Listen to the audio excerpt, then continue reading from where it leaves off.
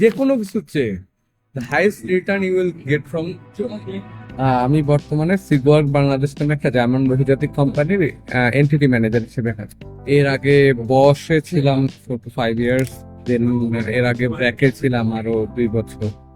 আমার ইনভেস্টমেন্ট গুলো হচ্ছে বন্ডে, এফডিআর এ এবং জমিতে। আমি মোস্টলি ইনভেস্ট করতেছি আমার লোকাল, যে আমি যে জায়গায় বর্ন অ্যান্ড ব্রট আপ, ওই জায়গাতে আমি জমি কিনতেছি। বাংলাদেশে জমির দাম যে কারণে বাড়ে যে এই জায়গায় জনসংখ্যার ঘনত্ব এবং অনেক বেশি।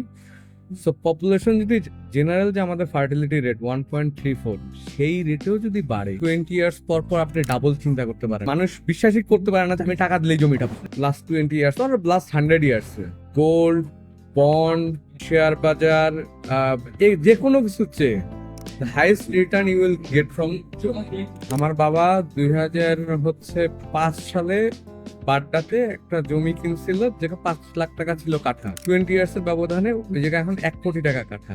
জমি বাংলাদেশে কখনোই ইজি অ্যাক্সেসিবল কিছু ছিল না। যারাই বাংলাদেশে রিয়েল এস্টেট ব্যবসা করে তাদের ব্যবসাটা কিন্তু একটা অবৈধ ফরম্যাটের উপর গড়ে, খুব মনোপলিস্টিক হয়ে গেছে। মনোপলিস্টিক।